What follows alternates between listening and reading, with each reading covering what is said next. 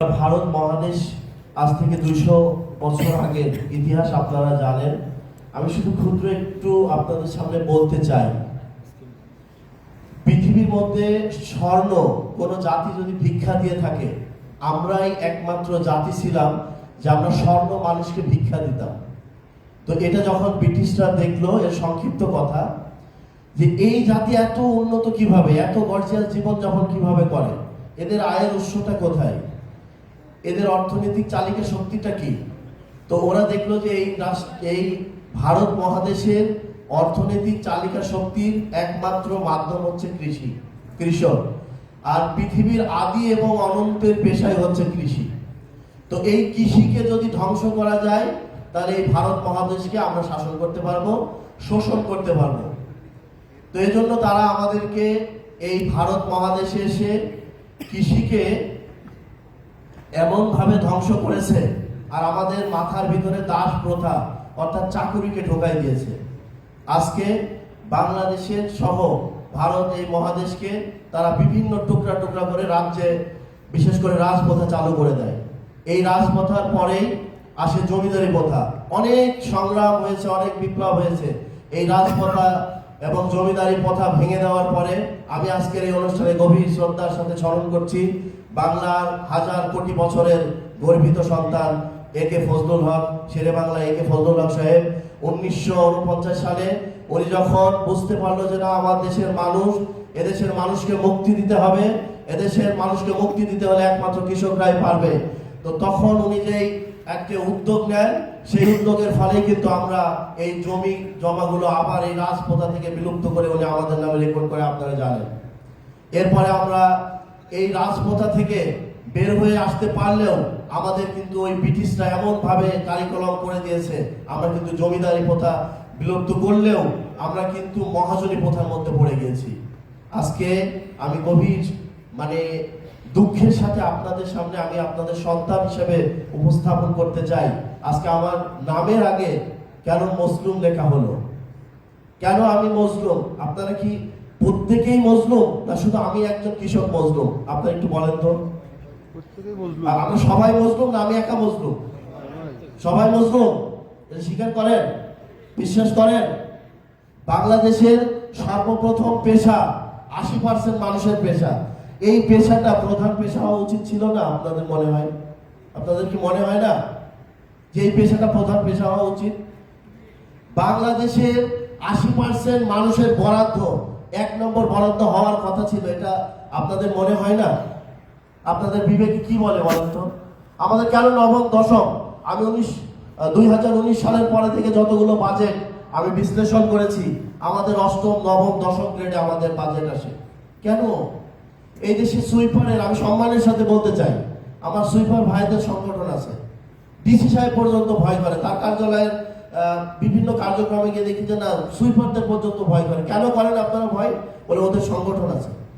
ওরা 200 জন একটা জেলাতে যদি থাকে, 200 জন ঐক্যবদ্ধ।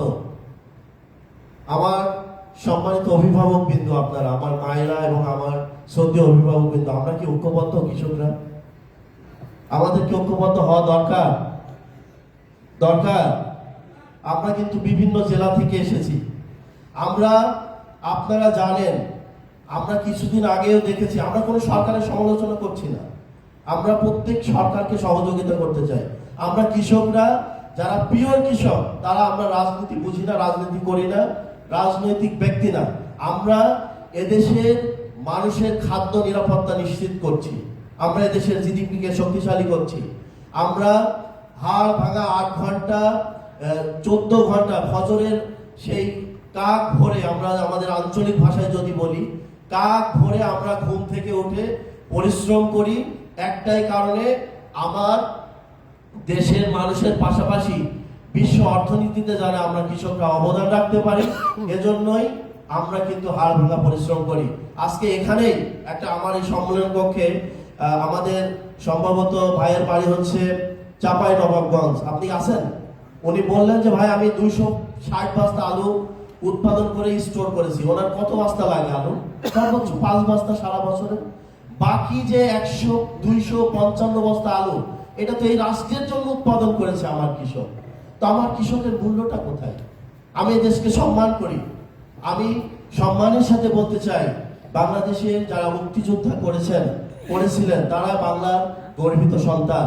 তারা যদি এই দেশে ভাতা পায়, তারা যদি সম্মানিত হতে পারে, আমার কৃষক স্বাধীনতার পরে 54 বছর নিরলসভাবে খাদ্যের জন্য আমি মনে করি যুদ্ধ করছে, তাহলে আমার কৃষক কেন সম্মানিত হবে না? আমার কিছুদিন আগে আমার এই মেহেরপুর, যশোর সহ বাংলাদেশের আমার যে ডেটা আছে, এই 2026 সালে প্রায় 165 জন সরকারিভাবে বজ্রপাতে মারা গেছে, এর হিসাব আছে। তাহলে আমার কৃষক কৃষি কাজ করতে গিয়ে আমার কৃষক যোদ্ধা যদি মারা যায়, কেন আমার কৃষক ভাতা পাবে না?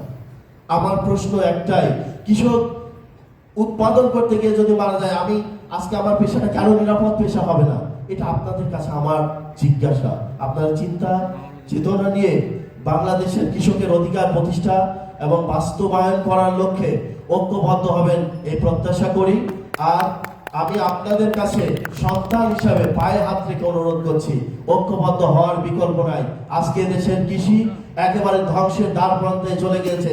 বাংলাদেশের কৃষিকে বাঁচাতে হলে দেশের অর্থনৈতিক স্থিতিশীলতা যদি রাখতে হয়, অবশ্যই কৃষকের উৎপাদিত পণ্য ন্যায্য মূল্য নিশ্চিত করতে হবে। কৃষকের সকল দাবিকে সম্মান করে কৃষকের সাথে আমরা কৃষক এবং সরকার একসাথে কাঁধে কাঁধ মিলিয়ে জাপান, জার্মান সহ ইংল্যান্ড, ইউরোপের মতো আমরা প্যারালাল সরকার গঠন করতে চাই। এজন্য আপনাদের ঐক্যবদ্ধ হতে হবে এবং ঐক্যবদ্ধ হয়ে এদেশের অর্থনীতি, জিডিপিকে শক্তিশালী করে বাংলাদেশের মজলুম মেহনতি কৃষকের অধিকার প্রতিষ্ঠা এবং বাস্তবায়ন করবেন, এই আশা এবং প্রত্যাশা রেখে আমি মজলুম কৃষক বাংলাদেশ কৃষক ঐক্য ফাউন্ডেশন কেন্দ্রীয় কমিটির সাংগঠনিক সম্পাদক হিসেবে আপনাদের কাছে অনুরোধ ব্যক্ত করে আমার অগোচর কথা এখানে শেষ করছি। সকলে ভালো থাকবেন, সুস্থ থাকবেন। আল্লাহ হাফেজ। আবারও দেখা হবে আপনাদের সাথে।